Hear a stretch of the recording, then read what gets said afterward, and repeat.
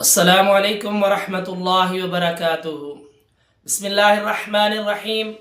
معزز سامعین گرام، لفظ امی، اس کا معنی کیا ہے، اس کا مفہوم کیا ہے؟ لفظ امی اپنے اندر بہت سارے معنی رکھتا ہے، یہ بہت وسیع لفظ ہے۔ اللہ احکم الحاکمین نے اپنے قرآن پاک میں اس کا جا بجا تذکرہ کیا۔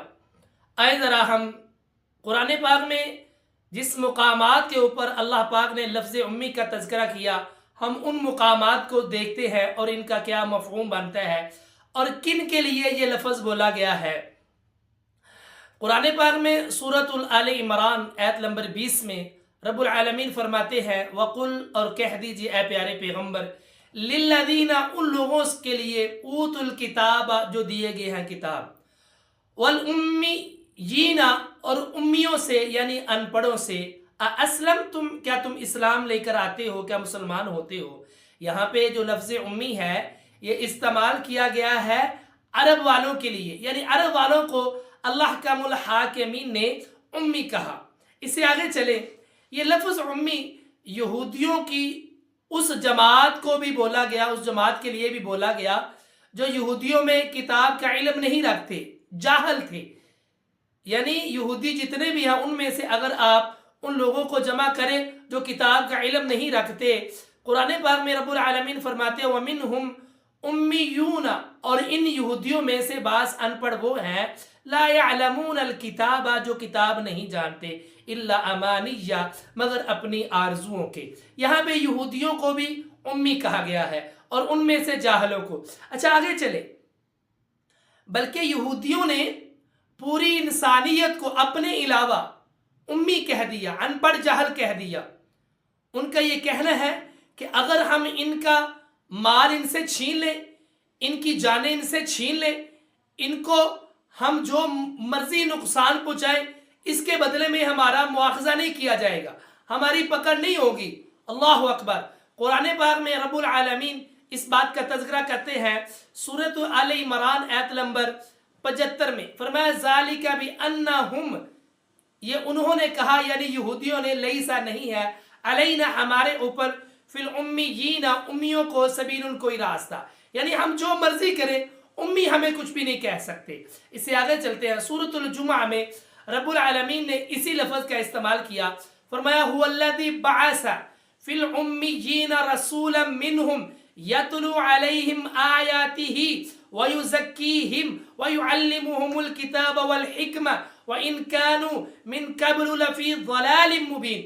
یہاں پہ رب العالمین نے عرب والوں کو امی کہا کہ ہم نے ان میں اپنا پیغمبر، اپنا رسول مبعوث فرمایا جو ان کو قرآن پاک کی آیتیں پڑھ پڑھ کے سناتے ہیں، قرآن مجید کی ان کو تعلیم دیتے ہیں، ان کو پاک کرتے ہیں، ان کا تزکیہ نفس کرتے ہیں۔ رب العالمین فرماتے ہیں ان کو حکمت دنائی کی بھی باتیں بتلاتے ہیں۔ وَإِنْ كَانُوا مِنْ قَبْلُ لَفِي ضَلَالٍ مُبِينٍ، اس سے پہلے یہ کھلی گمراہی میں تھے۔ یہاں پہ یہ ایک بات سمجھنے والی ہے کہ لفظ امی اور رسول صلی اللہ علیہ وآلہ وسلم کو رب العالمین نے الگ کر دیا، یعنی اللہ احکم الحاکمین نے یہاں پہ جو لفظ امی کا ہم معنی کرتے ہیں نا، ان پڑھ نہ پڑھا ہوا، اس سے اپنے رسول کو الگ کر دیا۔ یعنی اللہ نے ارشاد فرمایا کہ ہم نے ان امیوں میں، ان پڑھوں میں، ان جاہلوں میں اپنے پیارے پیغمبر کو مبعوث فرمایا، یعنی رب العالمین نے اپنے نبی کو جو مبعوث فرمایا، اللہ احکم الحاکمین نے ان کو ان سے الگ کر دیا۔ تو پیارے پیغمبر کے لیے جو لفظ امی ہے، آپ کی شان میں اللہ احکم الحاکمین نے اس کا بھی تذکرہ فرمایا۔